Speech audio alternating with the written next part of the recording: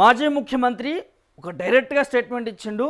వచ్చే ఎన్నికల్లో పోటీ చేయను, నాకు పోటీ చేయాలని లేదు అనేది డైరెక్ట్గా స్టేట్మెంట్ ఇస్తూ ఉన్నాడు. సో మాజీ ముఖ్యమంత్రి అంటే మరి ఏ మాజీ ముఖ్యమంత్రి అనేది మీరు కన్ఫ్యూజ్ అవుతున్నారా? ఏ తెలంగాణ మాజీ ముఖ్యమంత్రి కేసీఆర్ అనుకుంటున్నారా? అట్లయితే మీరు పొరపడుతున్నట్టే. సో కర్ణాటక మాజీ ముఖ్యమంత్రి సిద్ధరామయ్య ఒక సంచలన స్టేట్మెంట్ ఇచ్చిండు. వచ్చే ఎన్నికల్లో పోటీ చేయబోను, రాజకీయాలపైన కూడా తనకి నమ్మకం పోతుంది అనే దాని మీద కూడా ఇప్పుడు ఉన్నటువంటి రాజకీయ పరిస్థితుల దాని మీద కూడా ఒక బిగ్ స్టేట్మెంట్ చేసిండు. సో దానికి సంబంధించినటువంటి ఒక వార్త ఉంది, చదివి వినిపించే ప్రయత్నం చేద్దాం. వచ్చే ఎన్నికల్లో పోటీ చేయను సిద్ధు. సో రాజకీయాలు రాను రాను కలుషితమవుతున్నాయి, వచ్చే ఎన్నికల్లో పోటీ చేసేది లేదని కర్ణాటక మాజీ సీఎం సిద్ధరామయ్య ప్రకటించారు. మాండ్య జిల్లా కేఆర్పేటలో శనివారం మాజీ స్పీకర్ కృష్ణ జయంతి వేడుకల్లో ఆయన మాట్లాడుతూ 2028 ఎన్నికల్లో తాను పోటీ చేయనన్నారు. రాజకీయాల్లో నైతికత నిజాయితీలకు మనుగడ లేకుండా పోతుందనేది ఈ కారణంతోనే తాను ఈ నిర్ణయానికి వచ్చాననేది స్పష్టం చేశారు. క్రియాశీల రాజకీయాల్లో మాత్రం కొనసాగుతానని, ప్రజల కష్టసుఖాలకు ధ్వనిగా ఉంటానని తెలిపారు. 2028 నాటికి 50 ఏళ్ల రాజకీయ జీవితం పూర్తి చేసుకుంటున్నానని, తన రాజకీయ జీవితంలో గెలుపోటములు రెండింటినీ కూడా చూశానని తెలిపారు. వచ్చే ఎన్నికల నాటికి తనకు దాదాపు 82 ఏళ్ళు వయసు వస్తుందనేది, గతంలో ఉన్నత ఉత్సాహంతో పనిచేయడం కూడా ఇలా సాధ్యం కాదని పేర్కొన్నారు.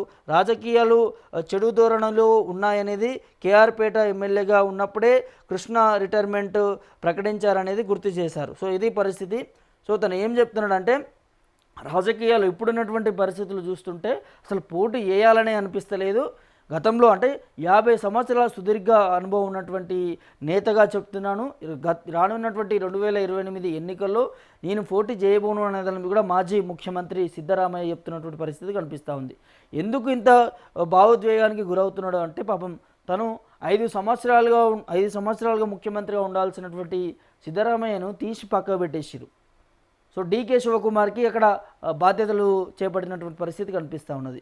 సో 50 సంవత్సరాల సుదీర్ఘ అనుభవం ఉన్నటువంటి నాయకుడు ముఖ్యమంత్రిగా 2 సార్లు చేసిండు, మంత్రిగా చేసిండు, ఎమ్మెల్యేగా చేసిండు, ఎప్పుడు నిత్యం ప్రజాక్షేత్రంలోనే తిరిగిండు. ప్రజలు ఏ సమస్య ఉన్నా కూడా నేనున్నానంటూ కూడా ఆదుకున్నటువంటి పరిస్థితి కనిపించాయి. సో కాంగ్రెస్లో చాలా సీనియర్ నాయకుడు తను, నాకు తెలిసి. సో ఎన్నో పార్టీల నుంచి వచ్చిండు.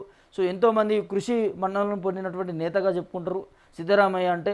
సో అట్లాంటి నాయకుడిని ముఖ్యమంత్రి పదవి నుంచి తీయడం పైన కూడా కర్ణాటక రాజకీయాల్లో చాలా కీలకంగా మారిందని చెప్పుకోవచ్చు.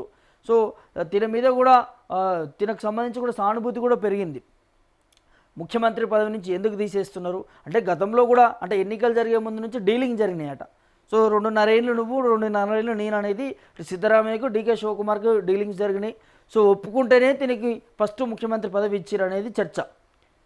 సో అప్పుడు సిద్ధరామయ్యకి ఇచ్చారు. ఆ తర్వాత రీసెంట్గా 2 నెలలు 3 నెలలు అయినట్టున్నది డీకే శివకుమార్ బాధ్యతలు స్వీకరించిండు.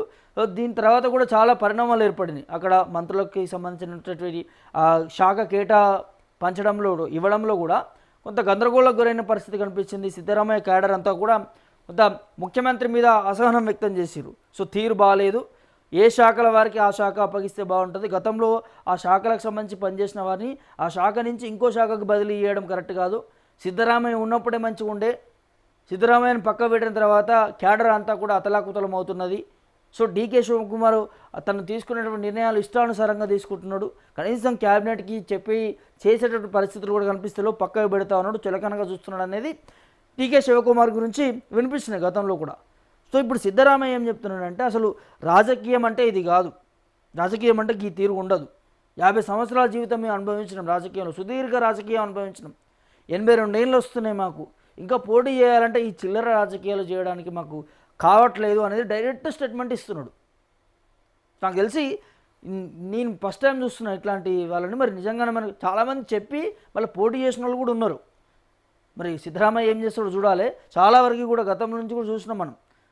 చాలామంది ఏం చేస్తారు, ఇప్పుడున్నటువంటి రాజకీయ పరిస్థితుల బట్టి కూడా మాకు దీని మీద అంటే నచ్చట్లేదు, అసలు రాజకీయాల్లో ఉండాలనేది నచ్చట్లేదు. ఈ వ్యవహార శైలులు కావచ్చు, ప్రభుత్వాలు కావచ్చు, ప్రతిపక్షాలు కావచ్చు, పార్టీలు కావచ్చు, నడుస్తున్నటువంటి నడవడికలు కావచ్చు, రాజకీయంగా జరుగుతున్నటువంటి దాని మీద కూడా చాలా వరకు కూడా విసుగు చెంది ఏం చేస్తారంటే, ముందుగా నేను రాజకీయాల నుంచి తప్పుకుంటున్నాం, లేకపోతే పోటీ చేయము అనేది చెప్తారు. వచ్చే ఎన్నికలు పోటీ చేయము అట్లా ఇట్లా అని చెప్తారు. మళ్ళీ తర్వాత ఎన్నికలు వచ్చేసరికి ఏదో ఒకటి పార్టీ చెప్పడమా, లేకపోతే ఇంకోటి చెప్పడమా, లేకపోతే వారికి మళ్ళీ ఆశ పుట్టడమా అట్లాంటివి జరుగుతూ ఉంటే మళ్ళీ పోటీ చేస్తూనే ఉంటారు. సో మరి ఇప్పుడు సిద్ధరామయ్య కూడా అదే తీరుగా వ్యవహరిస్తాడా లేకపోతే ఏంటి అనేది చూడాలి. కానీ ఇక్కడ తను మాత్రం చెప్తున్నాడు 82 సంవత్సరాలు ఉన్నాయి నాకు, నేను రాజకీయం నుంచి తప్పుకోవట్లేదు కానీ పోటీ చేయను అంటున్నాడు. మరి పోటీ చేయను ఎందుకు అంటున్నాడు తెలవాల్సిన అవసరం ఉంటుంది. కానీ క్యాడర్ మాత్రం చెప్తున్నది, గట్టిగా చెప్తున్నది సిద్ధరామయ్య క్యాడర్ అంతా కూడా. సో తను మనోభావానికి గురయ్యాడు, భావోద్వేగానికి గురవుతున్నాడు అక్కడ ఉన్నటువంటి ముఖ్యమంత్రి చేస్తున్నటువంటి వ్యవహార శైలి పైన కూడా. సో ఇక్కడ కూడా అదే చెప్తున్నాడు, ఇట్లాంటి రాజకీయం నేను ఎప్పుడు చూడలేదు, 50 సంవత్సరాలు ఉన్నా సో ఇట్లాంటి రాజకీయం ఎప్పుడు కూడా చూడలేదు దాన్ని కూడా. ఈ కృష్ణరావుపేటకు సంబంధించిన ప్రాంతాల నుంచి కూడా నేను ఎమ్మెల్యేగా చేసిన గతంలోనే 30-40 సంవత్సరాల కిందనే. సో అప్పుడు రాజకీయాలు వేరు ఇప్పుడు రాజకీయాలు వేరు అనేది చెప్తున్నాడు. సో చూద్దాం మరి ఏం జరుగుతుంది ఏంటి అనేది కూడా.